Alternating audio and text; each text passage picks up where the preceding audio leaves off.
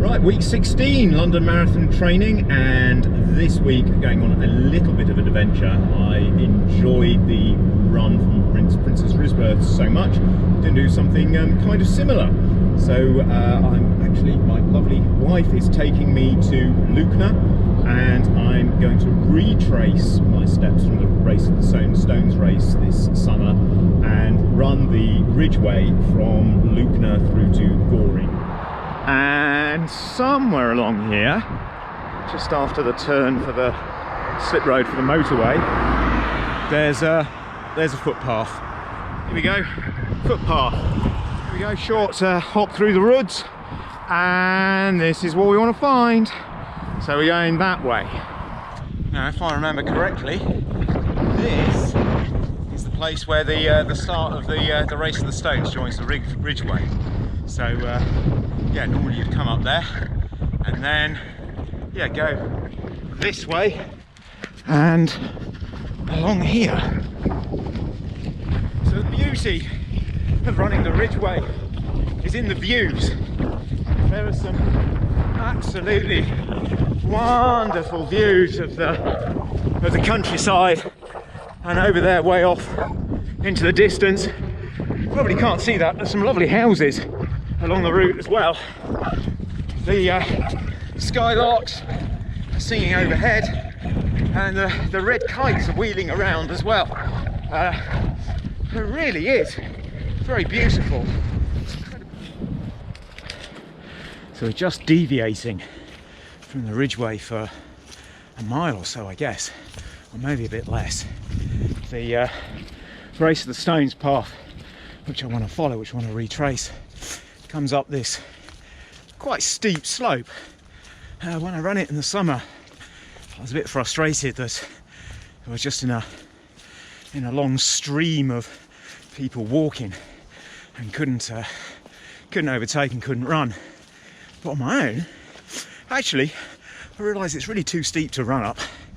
And the great thing about long distance running is that you're allowed to walk up the slopes. So, kind of taking it easy. I don't think you can see beautiful red kites wheeling around in the sky. And this is where the first checkpoint of Race of the Stones is, in this field. There we go. So it's 7 miles, and I just hit another uphill bit. So that's time for a snack. And get some energy bar inside of me. So probably about a third of the way through. So conditions are very mixed underfoot. Some places have been fine, so we've got a nice firm chalky surface, and in others, yeah, it's really wet, and actually it's more like skating than running. And you pop out of a wood, and here it is, the Field of Dreams. It is just a field. So the Ridgeway is Britain's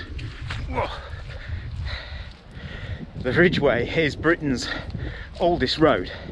So this is a prehistoric trackway that allow people and goods and animals and commerce to move across, well, I guess from southwestern Britain to southeastern Britain. And it's bits like this you can see why. If you look at the view, this ridge of chalky ground dominates the landscape, and the Thames Valley down there and the Oxfordshire and Wiltshire plains were a boggy mess and unpassable and full of forest and streams and things. So the only way of getting from A to B along here was to take the high ground and to take the Ridgeway. And even now, the Ridgeway is fairly boggy and fairly difficult to get along, to be fair. So you can imagine what the lower ground was like back in the day. Oh, crikey. Right, and from this bit, we leave the high ground and we move steadily down towards the Thames and Goring, which is where I'm going to end.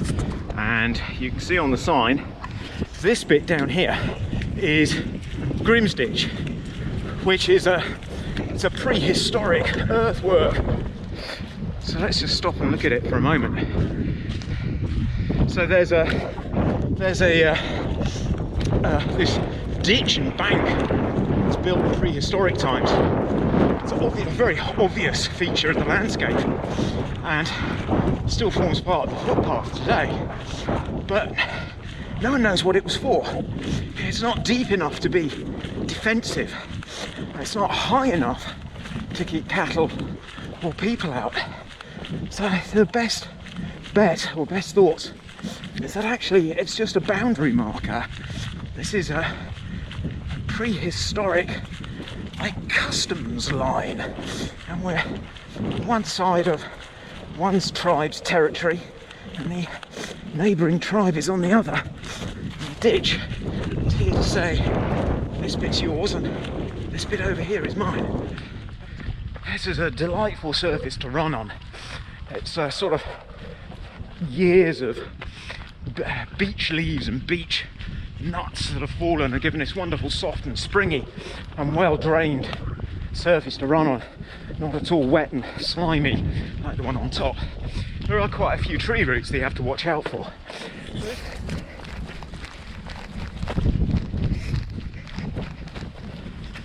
Yeah, you remember I said it was a pleasure to run along this? Oh god, it goes on for bloody ever. And it stopped being nice and soft and springy and started to be a bit damp and clingy and slimy. Oh well, keep going.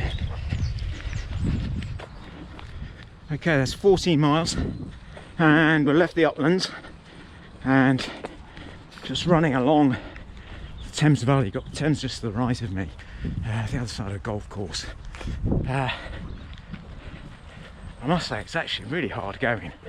It feels like I've got half of Oxfordshire stuck to my feet, big lumps of mud, and yeah, it's a very different feeling to running in soft muddy ground than on the roads, which is the training I've been doing.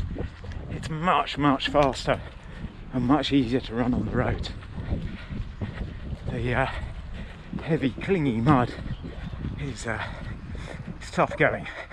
So although I've only done 14 miles, it feels like a hell of a lot more. But I suppose this is all good training, right? I hope so. Right, here's the site of pit stop 2 of Race to the Stones. So definitely time to have a pause. But I'm not touching any sandwiches. No. I've learned that lesson. So 16 miles in. Luckily that means there's only 2 miles to go. And let's go through a tunnel. And out the other side. Wasn't that fun? So my legs are really feeling it. My pace has slowed down massively. I'm finding it hard to turn over my legs. I think I did a lot of hill work last week, and that might have just taken it out of me. It changed from your normal routine. But yeah, this is a lot less fun than I imagined. Okay, this bit doesn't have the spectacular views of the hilltops, but it's still quite picturesque. Lots of nice pretty buildings, thatched cottages, country churches. There you go, very nice. Ahead of me, I see a vision, I see a mirage. It's the end of my run.